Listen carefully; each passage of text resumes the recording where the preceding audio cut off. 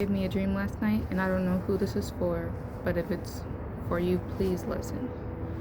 He gave me a dream of my partner laying in the bed with another woman, not having sexual relations, but laying there cuddling her. And in the dream, when I saw them, and remind you, her partner was on the way to our house. This happened in our home. And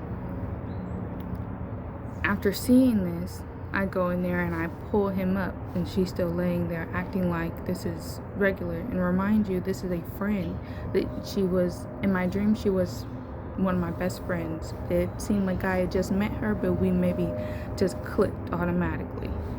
So this is supposed to be my friend that's laying in the bed with my man. And as I grab my man from the bed, she's still laying there like she don't know what the heck's going on. And I bring him to the bathroom, and I'm just like hitting on him, like smacking him in the face, stuff like that. Like, what's wrong with you? Like, just being real aggressive. And he's like, see, this is why, this is why.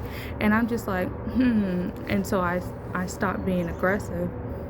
And I'm just saying, like, how could you, like, what's wrong with you? Like, just going at it. And he starts saying, like, oh, I won't ever do it again. Okay, fine, it's whatever. It wasn't even anything. I won't do it again. Acting so, like, nonchalant about it. And when that happened, I woke up from the dream. Remind you, I've been in a relationship that was not good for me, okay? But I think in this message, he's trying to say, like, even though if you have a friend in your life right now that you call your friend and you catch them doing things that are inappropriate with your partner, whether that be saying things that are inappropriate, touching your partner inappropriately, you catching them cuddling or being too close, you need to address that, because it's not just sexual relations that is cheating. Like, emotionally cheating is a thing. And if your man or your woman is being way too friendly with somebody that is not you, there needs to be a discussion. There's a lot of people who be like, if that ever happened to me, I'm cutting them off right there. I mean, and that's healthy in certain circumstances, but it's also like there still needs to be a discussion. If that means y'all have a discussion about, hey, we're freaking breaking up after we explain why certain things happen, then so be it. But a lot of people are so determined to cut off relationships after being with somebody for so long, because it's like they're first, they may be scared that they won't find anybody else, but also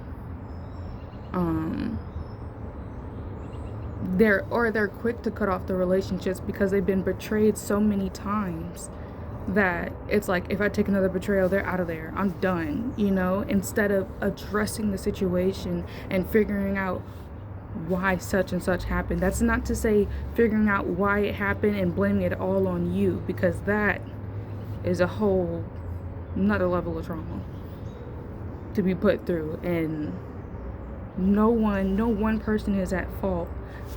I'm not gonna say that.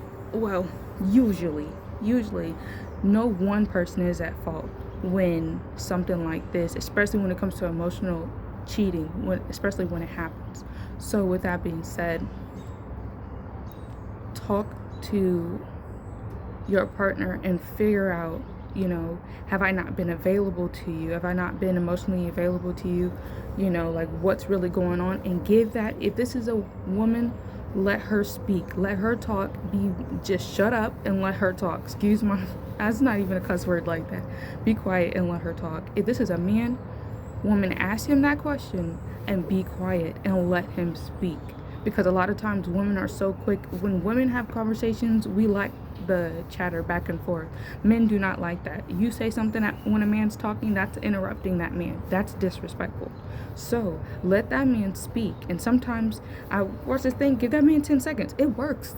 Give him 10 to 15 seconds to get out what he's gonna say, and then after you feel like he's done saying what he's gonna say, give him 10 to 15 more seconds, and let that man keep talking until he is done, until he says he's done.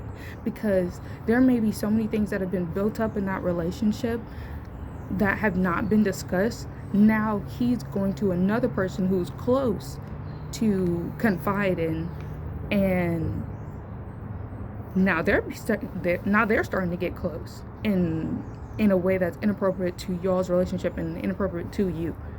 So, with that being said,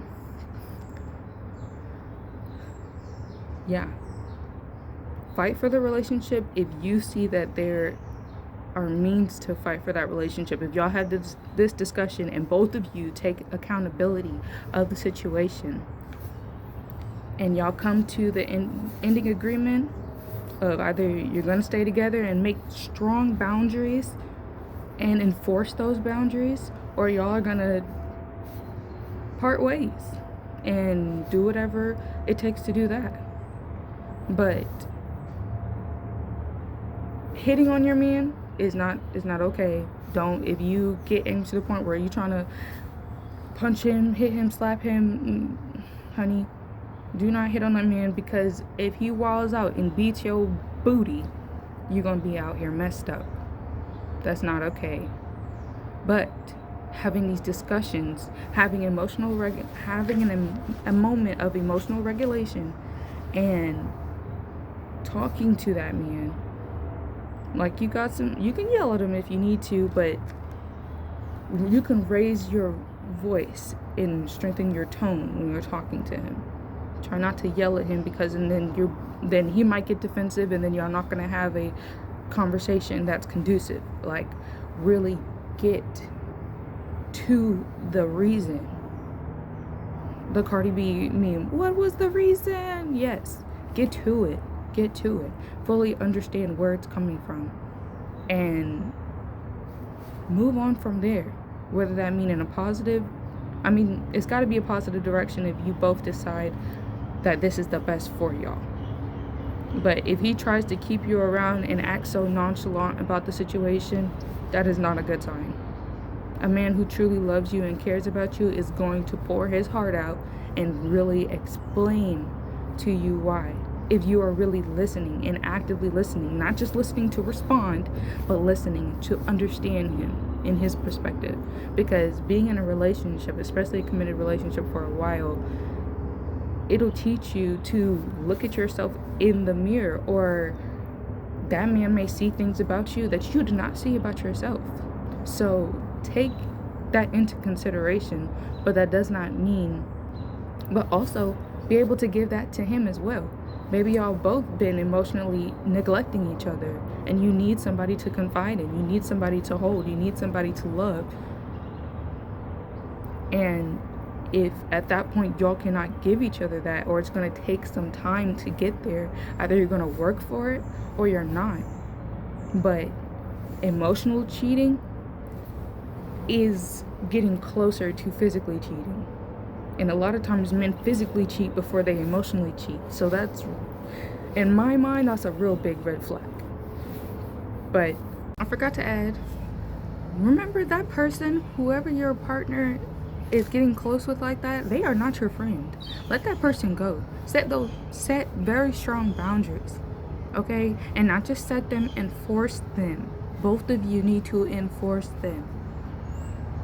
All right? If that means you got to do a big cutoff, forget them, do that. Do that, because they are not your friends. If they're willing to get that close to your partner and not tell you, not say anything, allow it to keep happening to the point where it's getting like that, they are not your friends. Let them go. I'm just saying.